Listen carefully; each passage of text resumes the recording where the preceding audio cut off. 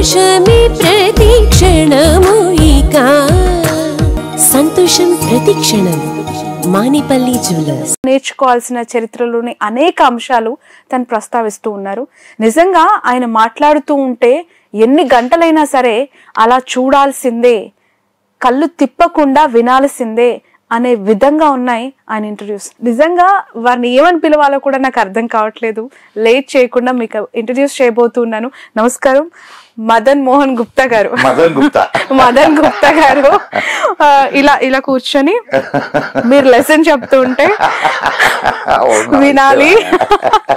షిరిడి సాయిబాబాకి సంబంధించి ఎప్పటి నుంచో వివాదం, ఆయన ముస్లిం అని, ఆయన హిందూ అని, ఆయన దేవుడే కాదని, అసలు ఒక మాట చెప్తానంటావా? నేను ఒక కబీర్ దోహా చెప్తాను. జాతి న పూछो साधु की पूछ लीजिए एक नान मोल करो तरवार का पड़ा रहन दो म्यान. నువ్వు హైదరాబాదీవే కదా, బట్ అర్థం కాలేదు. చెప్తాను. నువ్వు కత్తి కొనడానికి పోయావు, కత్తి పెట్టేటటువంటి వర బాగుందా లేదా అని చూస్తావా, లేకుంటే కత్తి పదునుగా ఉందా లేదా చూస్తావా? కత్తి పదునుగా ఉందా లేదా అనే చూస్తాం. అట్లాగే ఒక సాధువుని గురించి ఆలోచించేటప్పుడు అతడు ఏ జాతి వాడు, వాడి పుట్టుకేంది, వాడి పెరుగుదలేంది, ఇది కాదు. వాడి దగ్గరికి వెళ్ళినప్పుడు వాడు ఏం జ్ఞానం సంపాదించాడు, ఏ సాధన చేశాడు, ఎటువంటి శాస్త్రాలని చదివాడు, ఇది తెలుసుకోవాల్సింది. అతనికి ఉండే నాలెడ్జ్ నీకు కావాలా, అతని పుట్టుకతో నీకేం పని?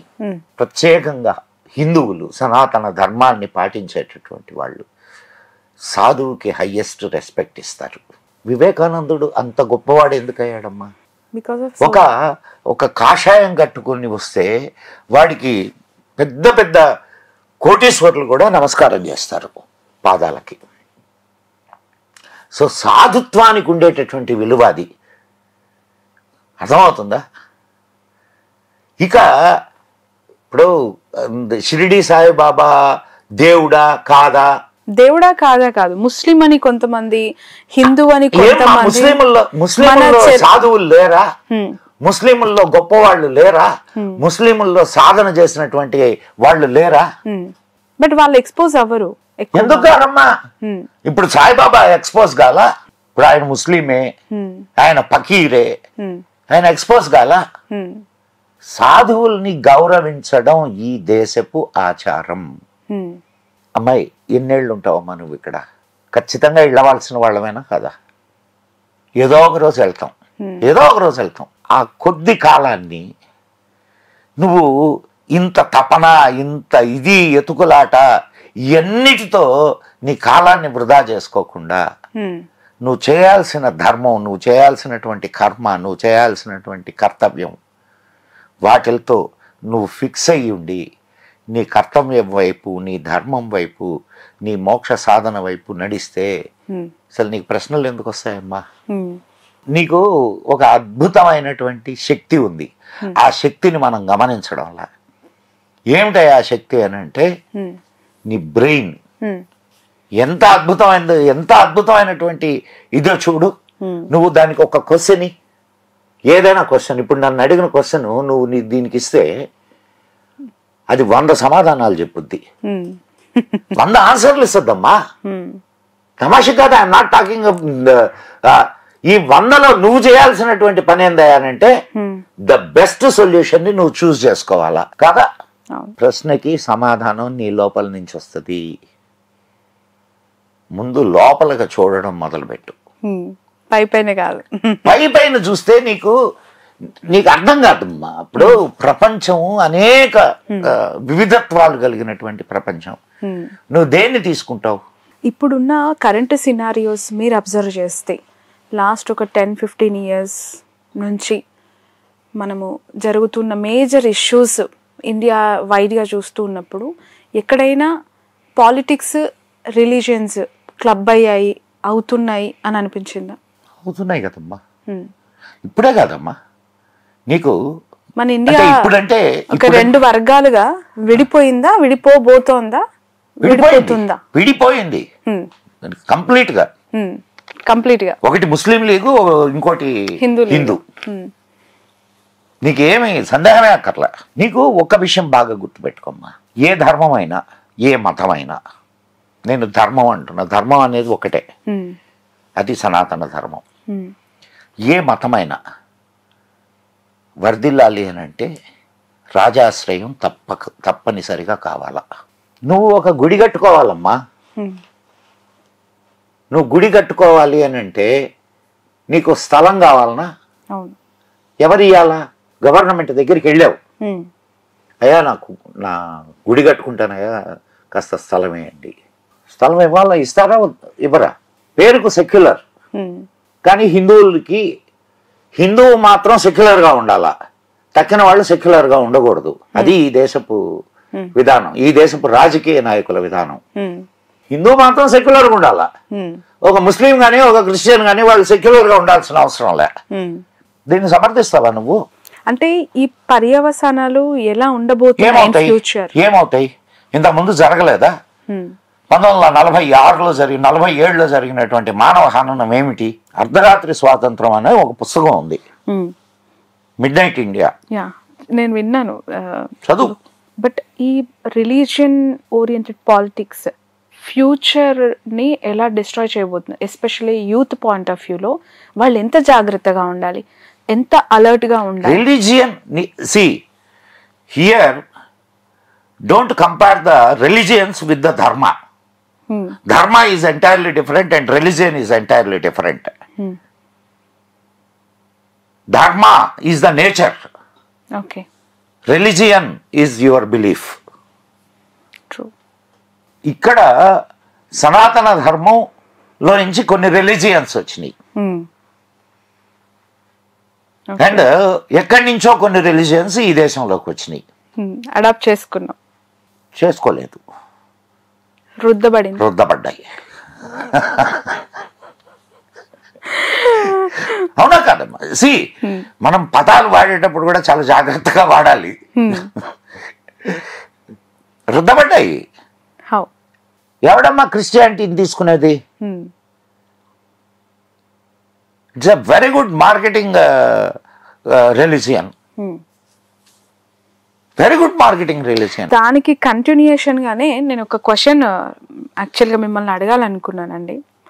వాస్తవానికి ఈ మధ్య కాలంలో మా చిన్నప్పటి నుంచి గుర్తు, సుప్రభాతము, లేదంటే శనివారం వెంకటేశ్వర స్వామివి, శుక్రవారం అమ్మవారి పాటలు, సోమవారం శివుడు పాటలు, ఇట్లా మన ఇళ్లలోనే కాదు చుట్టుపక్కల ఎవరైనా సరే, పోనీ గుళ్ళు ఉన్నాయంటే అక్కడ కూడా అలాంటివే పెట్టేవాళ్ళు వింటూ పెరిగాం.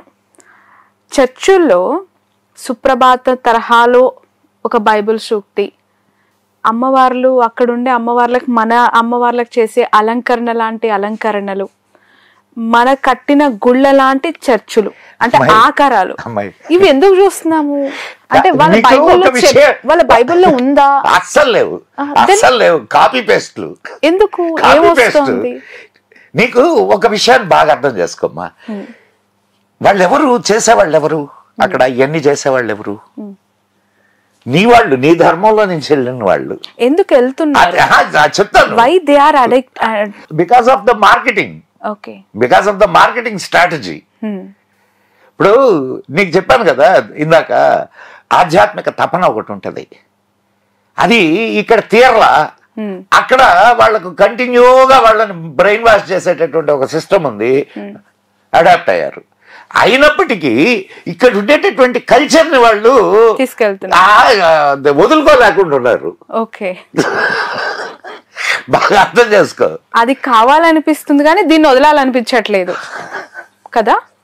బట్ అది కంటామినేట్ అవుతుంది కదా, అవుతుంది. అంటే మన రోజులకి నేను చెప్తా, నేను ఇప్పుడు నీకు నువ్వు ఇందాక అన్నావు ఆయన సాయిబు కదా అని. ఎవరు? సాయిబాబా.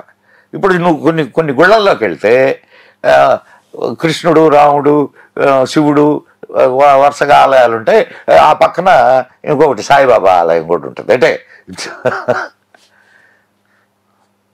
అట్లా ఇంకొద్ది రోజులకు పోతే క్రీస్తు బొమ్మ కూడా పెడతారు, మేరీ మాత క్రీస్తు బొమ్మ పెడతారు. ఇప్పుడు నీకు ఇక్కడ విజయవాడలో గుణదల అని ఉంది, అక్కడ రథోత్సవాలు జరుగుతాయి, గుండ్లు గీకించుకుంటారు, కొబ్బరికాయలు కొడతారు. ఇవన్నీ ఇవన్నీ క్రిస్టియానిటీలో ఉన్నాయా? నువ్వు ఇందాక అన్నావే గుళ్ళు కడుతున్నారని. కేరళలోకి వెళ్తే గుళ్ళు, లోపలికి పోతే క్రీస్తు దేవుడు. సో ఈ ధర్మం నీకు ఇప్పుడు ఒక విషయం అర్థం కావాలా, ఇక్కడ ఉన్నటువంటి ఈ సంస్కృతి, ఈ సాంప్రదాయాలు ఎంత బలీయమైనయో ఇప్పుడు నీకు దీన్ని బట్టి అర్థం కావాలా. ఫిలాసఫీ ఏముందమ్మా అక్కడ? నీకు ఆ రెండు వాటిల్లో ఫిలాసఫీ అనేది ఏం లేదు. ఫిలాసఫీ అనేది హిందూ ధర్మంలోనే ఉంది, సనాతన ధర్మంలోనే ఉంది. అనేక ఫిలాసఫీలు ఉన్నాయి, ఒకటి కాదు. ఒక ఫిలాసఫీ కాదు, అనేక ఫిలాసఫీలు ఉన్నాయి. నీకు నచ్చిన ఫిలాసఫీని తీసుకోవచ్చు. ఎవరి ఇష్టం వాళ్ళది, ఎవరి ఎలా ఉండాలనుకుంటే అలా ఉండొచ్చు భారతదేశంలో అనేది చాలా పెద్ద ఎత్తున వినిపించే ఒక పదం అందరి నుంచి కూడా. కానీ ఈ మార్పిడి అనేది హిందూ ఎవరి ఇష్టం వాడిది అనేది నీకు మాత్రమే చెప్పబడుద్ది. నీకు నువ్వు హిందువు కాబట్టి. ఒక క్రిస్టియన్కి నీ ఇష్టం నీది అని చెప్పరు, నీ ఇష్టం క్రీస్తే. ఇస్లాం మతాన్ని అవలంబించేవాడికి నీ ఇష్టం అల్లానే, నువ్వు చదవాల్సింది ఖురాన్ అంతే. You are not supposed to. But ఎందుకు ఇట్లా మైండ్ డైవర్షన్ అవుతోంది హిందూ? వాళ్ళ సంఖ్య పెంచుకోవడానికి, సంఖ్యాబలంతో కదా ఇప్పుడు ఇక్కడ పాలిటిక్స్ అన్ని జరుగుతాయి. These are all the political religions, not philosophical religions. Philosophical religion నీకు చూడు, ఇప్పుడు నీకు ఇంకొక మంచి యాంగిల్ చెప్తాను నేను.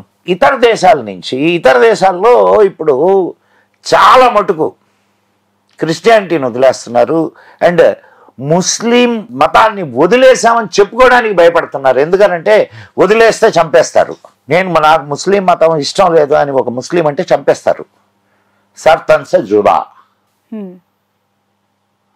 అవునమ్మా, you go in YouTube and search for X Muslim, ఎన్ని యూట్యూబ్ వీడియోలు కనిపిస్తాయో చూడు. బట్ ఒక హిందూ కన్వర్ట్ అవ్వాలనుకుంటే వెరీ గోల్డెన్ వాక్ ఉంటుంది అక్కడ. అసలు హిందువుకి నీకు పారామీటరే లేదు, నువ్వు ఉండు పో, ఈజీ కేక్ వాక్ అయిపోయింది. నిన్ను ఎవడైనా ఆపుతాడా పట్టుకొని? నేను వేరే మతంలోకి పోతున్నాను అని అంటే నిన్ను ఎవడైనా ఆపుతాడా? ఎవడు ఆపడు. కారణం ఏంటంటే ఇక్కడ సత్యాన్ని తెలుసుకోవడం అనేది ముఖ్యం. సత్యాన్వేషణ అనేది ప్రతి ఒక్కడి కర్తవ్యం. సత్యం ఏది ఉన్నది, ఒకటే సత్యం. ఆ సత్యం ఏది? ఆడ సత్యం లేదు అని తెలిసిన తర్వాత వచ్చేస్తాడు కొన్ని రోజులు.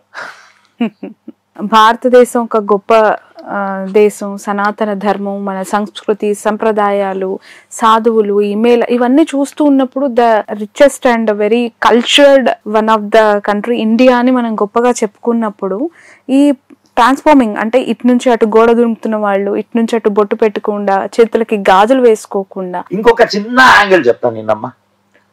సపోజ్ పాకిస్తాన్లో అటు నుంచి ఇటు వచ్చాడు అనుకుందాం, బతుకుతాడా? లేదు. ఒక క్రిస్టియన్ కంట్రీలో నేను క్రిస్టియానిటీని వదిలేస్తున్నాను, నేను ఇంకొక మతాన్ని తీసుకుంటాను అని అంటే గమ్ముకుంటారా? ఇప్పుడు కొంచెం సాఫ్ట్ అయి ఉన్నారు, కొంచెం సాఫ్ట్ అయ్యారు వాళ్ళు. కాబట్టి ఇప్పుడు నిజం తెలుసుకోవడానికి భారతదేశానికి వస్తున్నారు. నువ్వు పో ఒకసారి హరిద్వార్కి వెళ్ళు, అండ్ ఎందుకు నువ్వు ఇందాక చెప్పావు కదా అరుణాచలం, పో రమణ మహర్షి ఆశ్రమానికి వెళ్ళు. అబ్బో, నేను అసలు షాక్ అయ్యాను.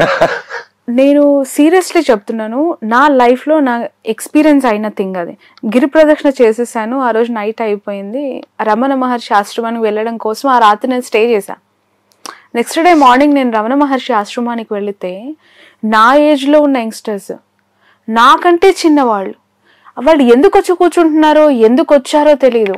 జపమాల వేసుకుంటారు, బుక్కులు పట్టుకుంటారు, వాళ్ళు ఒక ధ్యానం చదువుకుంటూ ఉంటారు. మెడిటేషన్. వాళ్ళకి ఏం అట్రాక్ట్ చేసింది, వాళ్ళు ఎందుకు వచ్చేసారని అడుగుదామన్నా కూడా they are in deep meditation. అడగలేకపోయా. బట్ అలా చూస్తున్నప్పుడు చాలా హ్యాపీ వేస్తుంది. ఇలా పోతున్న వాళ్ళని చూస్తుంటే ఏం బాధేస్తుంది. కాదమ్మా, ఏం కాదు, ఇట్స్ ఆల్ టైం. మనం ఏమనుకుంటున్నాం అంటే ఇక్కడ నుంచి భారతదేశంలో ఇట్లా చాలా మంది చాప కింద నీళ్లు లాగా.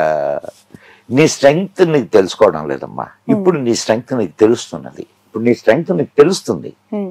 ఈ పోయేటటువంటి వాళ్ళందరూ వాళ్ళ బిడ్డలకి ఈ ధర్మం గురించి చెప్పకే ఓకే వెళ్తున్నారు అని అంటే వాళ్ళకి సరైనటువంటి ఫీడ్ ఇవ్వక.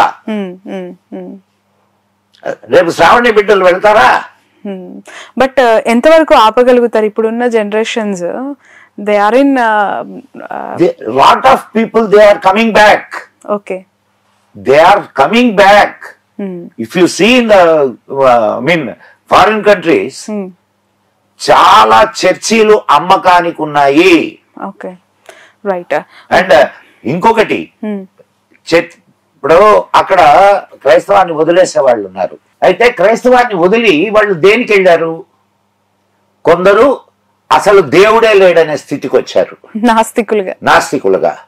కొందరు హైందవ ధర్మంలోకి వచ్చున్నారు.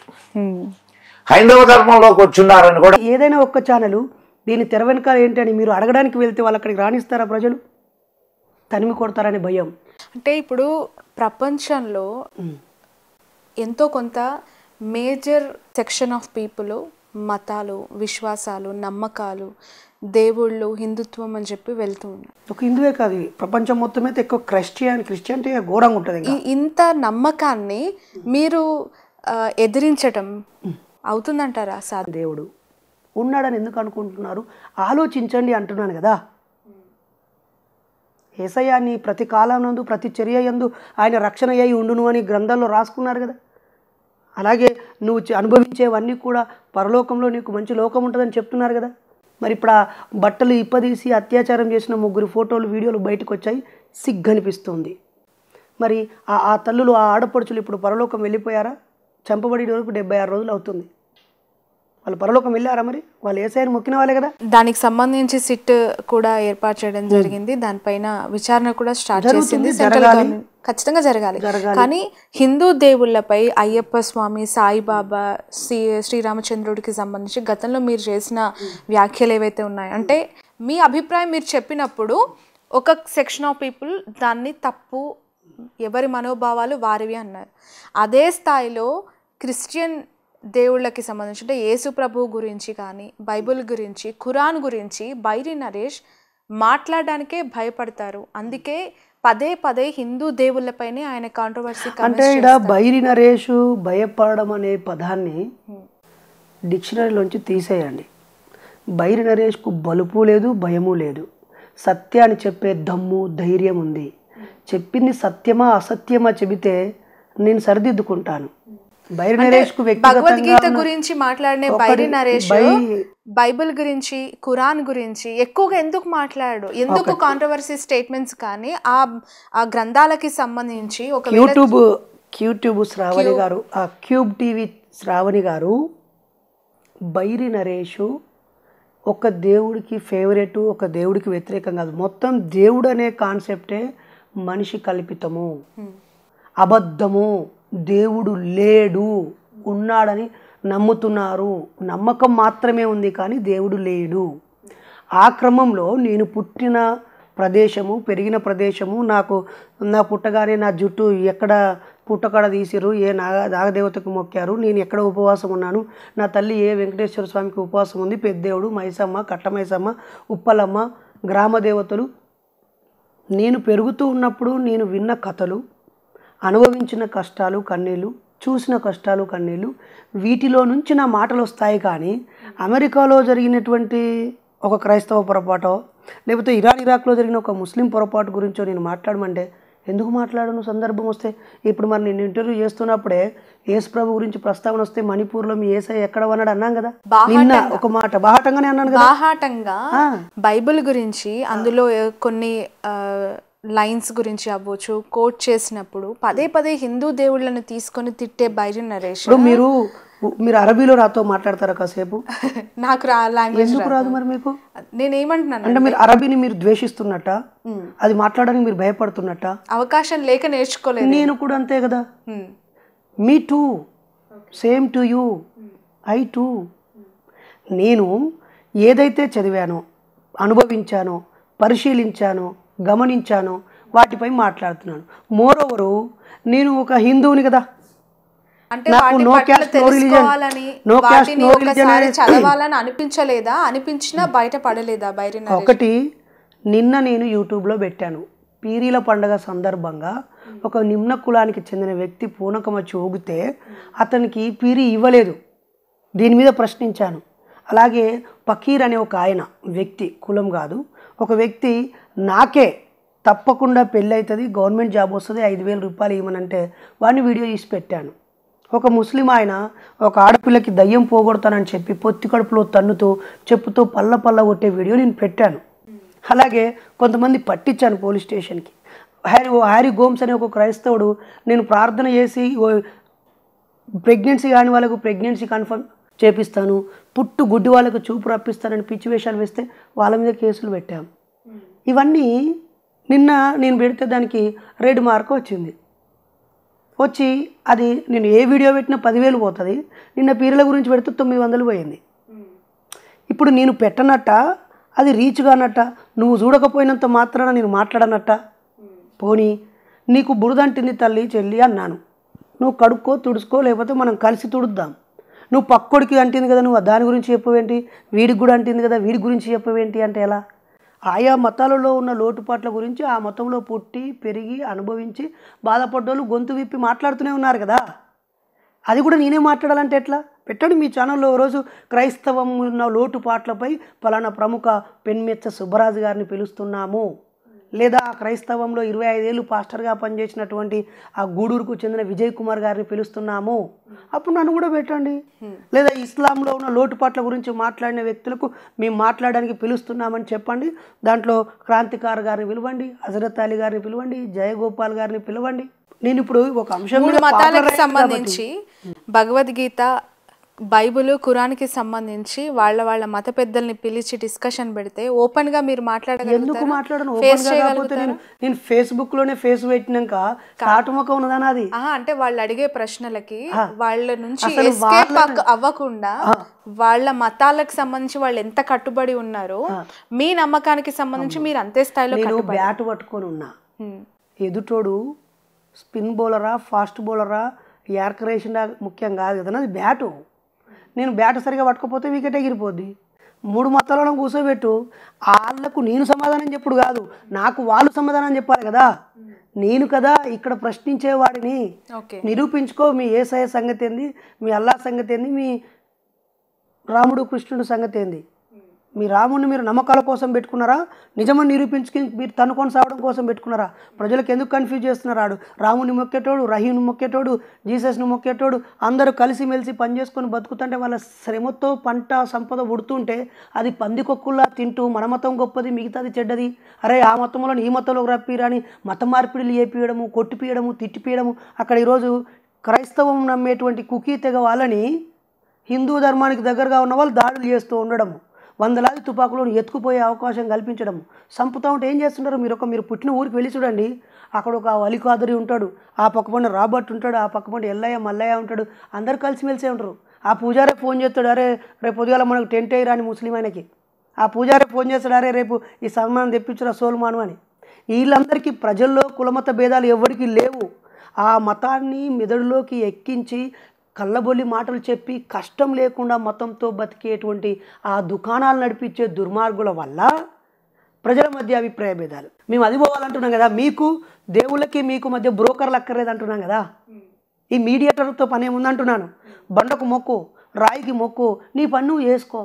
దానికి ఆ రాయికి మొక్కడానికి ఒక టికెట్టు, ఆడ కొబ్బరికాయ కొట్టడానికి ఒక టికెట్టు, లేకపోతే ఆడ ప్రార్థన చేయడానికి ప్రతి వారం వాళ్ళకి గల్లాపట్టలేయాలి. నెల రోజులుగా నువ్వు ఆటో నడిపచ్చే 30,000 సంపాదిస్తే 10,000 పట్టుకుపోయి ఆటోలు ఎత్తిస్తావు.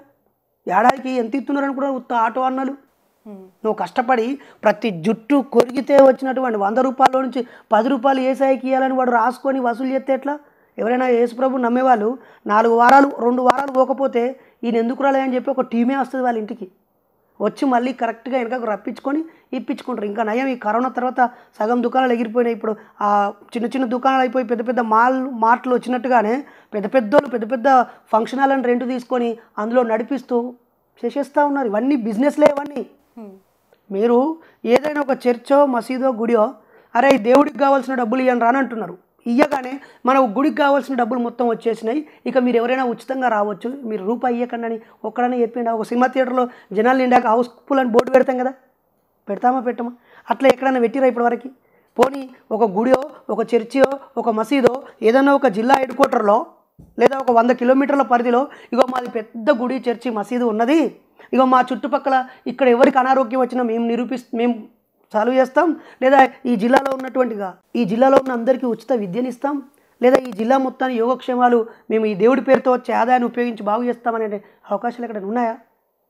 ఒక ఏదైనా ఒక ఫేమస్ టెంపుల్కి కనీసం 10 కిలోమీటర్ల పరిధిలో ఉన్న ప్రజల సమస్యలని తీర్చలేనప్పుడు ఆ ఫేమస్ గుడాడు ఉండేందుకు అంటున్నాను నేను. 10 రూపాయలు ఇచ్చే ట్యాబ్లెట్కు కూడా నోచుకోక ఆ భద్రాచలం పక్కపొంటి అమాయక గిరిజన తెగలు చచ్చిపోతుంటే మందులు ఇవ్వడానికి వైద్య శాఖ ఉంది, ఆరోగ్యాన్ని సరిచేయడానికి హాస్పిటల్స్ ఉన్నాయి, గుడి వాళ్ళ నమ్మకాలపై నమ్మకం పేరుతో డబ్బు ఎందుకు వసూలు అనేది వాళ్ళ నమ్మకం పేరుతో డబ్బు ఎందుకు వసూలు చేయాలి? అఫోర్డబిలిటీ. నువ్వు తాగుడు బాగా 5,000 టికెట్ కొనుక్కోవాలా, 5 రూపాయల టికెట్ కొనుక్కోవాలా? వాళ్ళు అఫోర్డబుల్ నల్ల పెట్టుకుని అట్లా పోయేస్తారు. పొద్దున 1 గంట సాయంత్రం 1 గంట పోతారు. ఆ పొలం నాటు వేసే సమయంలోనే 2-3 రోజులు వారం రోజులు బాగా కష్టం ఉంటుంది నిజంగా. ఆ శ్రమ ఎవడు చెప్పలేడు, ఎవడు ఆ మట్టిలో దిగి చేయలేడు. మిగతా టైంలో అలా వెళ్ళి కరెంటు వేసుకొని వస్తూ ఉంటారు. కానీ మాకు మాత్రం ఎప్పుడూ ఆకలి పోరాటమే ఉండేది. అలా నేను దేవుణ్ణి పదే పదే మొక్కేవాడిని. మా నాన్న ఎప్పుడు వస్తాడు, మా అమ్మ నాన్న మాతో ఎందుకు ఉండకూడదు, వీళ్ళు పంట పొలాలు అమ్ముకోవడానికి వెళ్ళినప్పుడు ట్రాక్టర్ మీద వెళ్ళి తిరిగి వచ్చేటప్పుడు పనులు డబ్బులు రకరకాల వాళ్ళ ఆ పండుగలు వేరు. మేమేమో ఇలా ఉండిపోయాము, వాళ్ళు అలా ఉండిపోయారనే ఆలోచనలోంచి ప్రశ్నలు వచ్చేవి. ఆ తర్వాత అమ్మ ఒకసారి నాకు పెట్టకుండా దేవుడికే పెట్టింది వండినవన్నీ. అది నేను అలాగే చూస్తున్న దేవుడు తింటాడా అని. ఒక కుక్ వచ్చి అక్కడ ఆ రాయిని చుచ్చు పోసి వెళ్ళిపోయింది, అది దాని మీద పడింది. అప్పుడు ఫ్యూజుల్ అవుట్. నేను I was in 4th class. ఇదేంటి మా అమ్మ నాకే పెట్టకుండా, అంటే మీరు ఆ సందర్భంలో ఆకలిగా ఉన్నారు? అదేం కాదు, అది ఒక రకమైన రోజుల తరబడి ఎదురు చూస్తున్న ఇన్సిడెంట్ కదా. అమ్మ పిండి వంటలు చేస్తుంది, దానికి పిండి పట్టుకొచ్చింది నేనే, ఆ కంకులు పరిగెరకొచ్చింది నేనే, ఆరబెట్టింది నేనే, సైకిల్ మీద తెచ్చిన అవి ముద్దలు చేసింది నేనే, అవి గారెలు చేసేటప్పుడు ఒత్తింది నేనే, ఆ కట్టెలు తెచ్చింది నేనే. అమ్మ బీడీలు చేస్తుంది. అవి తయారైనాక నాకు పెట్టకుండా దేవుడికి పెట్టింది. ముట్టొద్దు, దేవుడికి పెట్టకుండా ముడితే కళ్ళు పోతాయి. మరి దేవుడు ఇన్ని రోజుల నుంచి ఎందుకు ఇయ్యలే మాకు అప్పాలు? మా అందరి శ్రమతో తయారైనాక దేవుడికి పెట్టకపోతే మా మీద పగబట్టి నా కళ్ళు తీసేస్తాడా? అప్పుడు వాడు మంచోడు ఎట్లయితాడు? దేవుడు వచ్చి బిడ్డ నన్ను తినమనాలి, లేకపోతే ఆయనే మాకు కావాల్సినప్పుడు ఇవ్వాలి, లేకపోతే బిడ్డ నాకు ఫస్ట్ పెట్టమని అడుక్కోవాలి. అలా కాకుండా వీడు నాకు పెట్టకుండా తినడానికి పగబడతాడా? అంత పగబట్టేటోడా దేవుడు? అంత చెడ్డోడా అని ఆలోచించేవాడిని.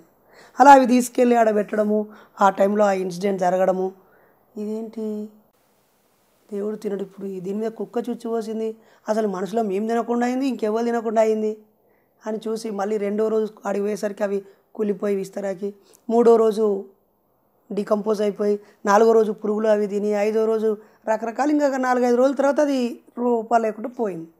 సో దేవునికి పెట్టుడు దండుగా, అదేదో అవసరం ఉన్న వాళ్ళకి పెట్టుడు మంచిది.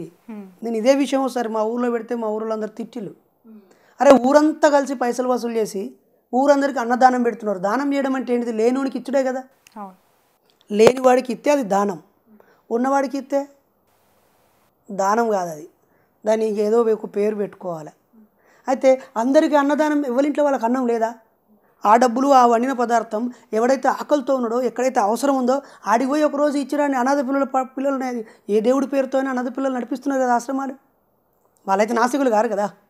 ఆ అనాథ పిల్లలకి ఇవ్వండి ఊరంతా. కానీ రేపు చూడండి, వినాయక చవితి సందర్భంగా అన్నదానం పెడుతున్నామని చెప్పి బియ్యాలు వసూలు చేస్తారు, డబ్బులు వసూలు చేస్తారు. నాట్ ఓన్లీ వినాయకుడు, యేసు ప్రభువులు అయితే ప్రతి నెల 10వ భాగం వారం కూడా వసూలు కార్యక్రమం వాళ్ళకి గట్టిగానే ఉంటుంది. ఎవరికి దానం చేస్తున్నావు అన్నం, దానివల్ల ఏం ప్రయోజనం?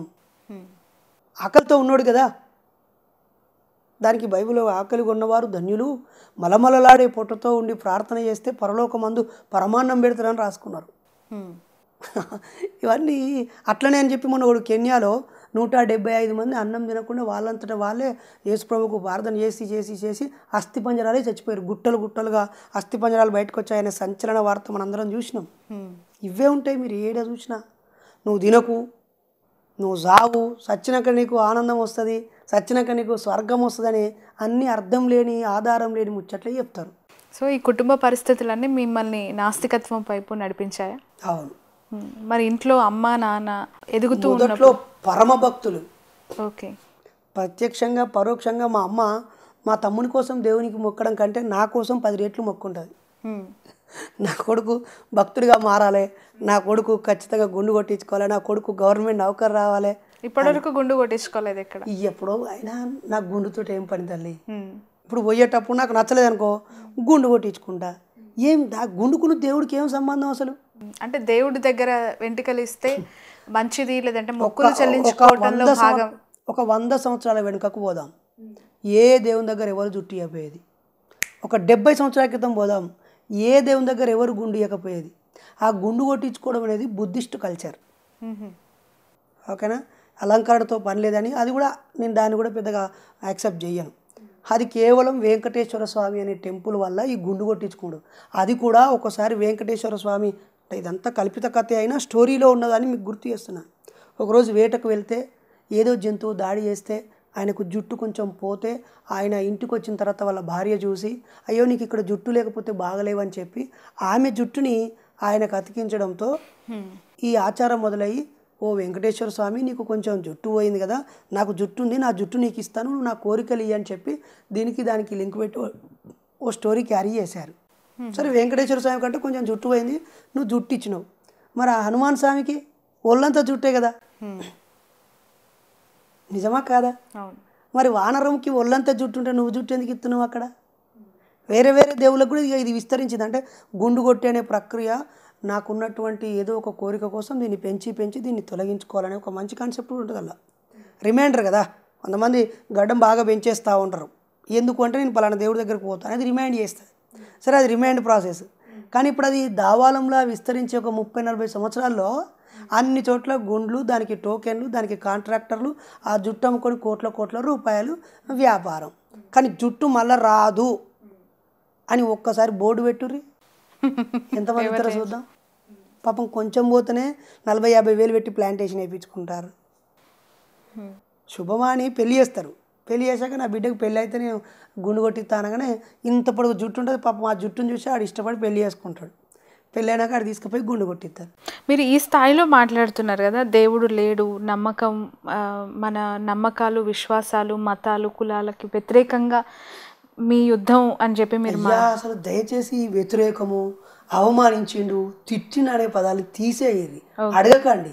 మా అభిప్రాయం చెప్తున్నాము, మీ అభిప్రాయం ఆలోచించమని అంటున్నాం. కానీ దేవుని నమ్మే వాళ్ళు, నమ్మని వాళ్ళు, మీరు నమ్మని వ్యక్తులకి అనుసంధానకర్త, లేదంటే కూడా అనక్కర్లేదు. నాకంటే పెద్ద చదివిన వాళ్ళు ఉన్నారు, అనుభవజ్ఞులు ఉన్నారు, నాస్తికత్వానికి ఒక అధ్యక్షుడు, నాస్తిక సమాజానికి ఒక సభ్యుని, నాస్తిక సమాజానికి అధ్యక్షుడు, నేను ఒక సభ్యుని అంతే. ఓకే. మీ పదవికి నేను రాజీనామా చేశాను. సో నేను I'm a member. Okay. Individual I'm an atheist. Okay. మీ పెళ్ళి ఎలా జరిగింది? అమ్మాయితో జరిగింది. అంటే ఐ మీన్ పెళ్ళి అనే తంతు కొంత తాళి, మెట్టలు, లేదంటే దండలు మార్చుకోవటాలు, ఇవన్నీ కొంత వెనకటి కాలం నుంచి కూడా పెద్దలు మీరు అన్నారు, అమ్మ అప్పాలు చేస్తే ముందు దేవుడికి పెట్టాలని పెట్టింది అని చెప్పి మన పెద్దలు తంతుని నిర్ణయించి అలానే చేస్తూ ఉన్నారు కదా. అయితే అలానే చేస్తూ ఉన్నారు. నేను దాని గురించి చదివాను, ఒక బ్రాహ్మణుడు రాసిన పుస్తకం చదివాను. కాపు ఆయన రాసినటువంటి తాపి ధర్మారావు అనేటువంటి వారు రాసింది, ఆరుద్ర గారు రాసింది, లేకపోతే త్రిపురనేని రామస్వామి గారు రాసింది, పెళ్లి మంత్రాలు వాటి పుట్టు పూర్వోత్తరాలను వెనిగల్ల సుబ్బారావు గారు రాసింది, కత్తి పద్మారావు గారు సంస్కృత పండితుడు, ఇప్పటికీ అలైవ్గా ఉన్న లెజెండరీ పర్సన్, ఆయన రాసినవి అవన్నీ చదివాను. పెళ్లి ప్రక్రియ ఎలా ఉంది, బుద్ధిజం, క్రిస్టియన్, హిందూ అన్నీ చదివాను. అప్పుడు మా నాన్న పెళ్ళి ఎలా జరిగిందో తెలుసుకున్నాను ఫస్ట్. మా నాన్నమ్మ మా తాతయ్యల పెళ్ళి ఎలా జరిగిందో చూశాను. మా నాన్నమ్మ తాతయ్యల పెళ్ళికి ఇదేది లేదంట, చిన్న పిల్లనంట, ఆమెకి ఏదో భాషింగం కట్టి ఆమె చెయ్యి పట్టుకొని తీసుకొచ్చుకున్నాడంట మా తాత. బాల్య వివాహం. మా నాన్నేమో ఎవరు లేరు పోలేని డబ్బులు పైసలు ఖర్చులు అవుతాయని ఒక బొమ్మల గుడి కాడికి వెళ్ళి వీళ్ళొక 5-6 వాళ్ళకు 10 మంది కలిసి పసుపు కొమ్ము కట్టి దారం కట్టుకుని ఆ పూజారు లేడు, మంత్రాలు లేవు, ఏవి వివరాలు లేవు, చేసుకుని వచ్చారంట.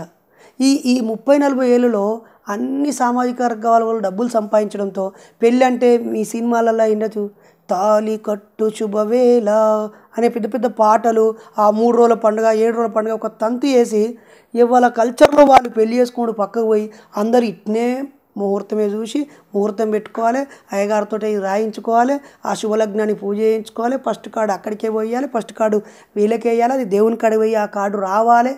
ఆ తర్వాత ఇవన్నీ ఒక పెద్ద సిస్టాన్ని ఈ గడిచిన 30-40 సంవత్సరాలలో ఎస్టాబ్లిష్ చేశారు. ఇట్లా కాకుండా మరి నేను ఎట్లా చేసుకోవాలి? నాకంటే ముందే ఎంతోమంది కమ్యూనిస్టు సోదరులు పెళ్ళంటే ఇద్దరు కలిసి బతకడం కోసం ఏర్పరచుకునే ఒక ప్రాథమిక వ్యవస్థ అని చెప్పి ఎంతోమంది స్టేజ్ మ్యారేజ్ చేసుకున్నారు. ఇద్దరు దండలు వేసుకొని ఈరోజు నుంచి మేము మా భార్యాభర్తలను ఒక పేపర్ మీద రాసుకున్నారు. దీన్నే పెరియార్ రామస్వామి సెల్ఫ్ రెస్పెక్ట్ మ్యారేజెస్కి యాక్ట్ తీసుకొచ్చాడు. భారత ప్రభుత్వంలో ప్రత్యేక వివాహ చట్టం ఉంది. ఆ చట్టం ప్రకారంగా ఇద్దరు వ్యక్తులు మేజర్ అయితే వాళ్ళ వయసు ధృవీకరణ, వాళ్ళ గుర్తింపు కార్డు రెండింటిని పెట్టి ఇక మేమిద్దరం పెళ్లి చేసుకోవాలనుకుంటున్నామని మన రిజిస్ట్రేషన్ ఆఫీస్లో ఇస్తే వాళ్ళకు నింపమన్న ఫామ్ నింపడేస్తే వాళ్ళు 15 రోజులు గోడకి అంటిస్తారు. వీళ్ళిద్దరు పెళ్లి చేసుకోవాలనుకుంటున్నారు, ఎవరికైనా అభ్యంతరమా, వీళ్ళకి ముందు పెళ్ళి అయిందా, వీళ్ళ ఏమైనా కేసులు ఉన్నాయో ఆలోచించండి, చర్చించండి అని ఓపెన్ డయాస్లో పెడతారు. 15 రోజుల తర్వాత వాళ్ళు మమ్మల్ని పిలిచిళ్ళు. మేము ఆ రోజు దండలు తీసుకొని వెళ్ళి ఆమె మెడలో నేను దండేసాను, నా మెడలో ఆమె దండేసింది, మాకు ఒక పేపర్ ఇచ్చారు, దాని మీద రాజముద్ర ఉంది, అయిపోయింది. ఆ రోజు నుంచి మేము మా భార్యాభర్తలం. ఆ తర్వాత ఒకరోజు జూన్ 21 ఆదివారం అని చూసి వాళ్ళు ఖమ్మం నుంచి వచ్చారు, మేము కరీంనగర్ నుంచి వచ్చినాం. వరంగల్లో 1000-1100 మంది సమక్షంలో ఈరోజు నుంచి మేము జంటగా జీవిస్తామని చెప్పాం. కొంతమంది ఈ పెళ్లిలో ఉండే మూఢనమ్మకాలు ఎలా ఉంటాయి అనే విషయాలు వివరించారు. ప్రత్యామ్నాయ సంస్కృతి ఎలా ఉండో సూచించారు. బుద్ధుడు, పూలే, అంబేద్కర్లు ఏమేమి చెప్పారు పెళ్లి గురించి బోధించి పంపించారు. ఎటోలో వెళ్ళిపోయినాక మేము అందరికి చాయ్ బిస్కెట్లు ఇచ్చినాం. కొద్దిమందికి అన్నం ఉండే, కొద్దిమంది తిన్నారు. మేము ఆటో ఎక్కి మా ఇంటికి మేము పోయినాం, హాయిగా బతుకుతున్నాం. పెళ్లి వ్యవస్థకు సంబంధించి మంగళసూత్రం కానీ కాలికి మెట్టలు కానీ అవేవి మీ భార్యకు లేవు?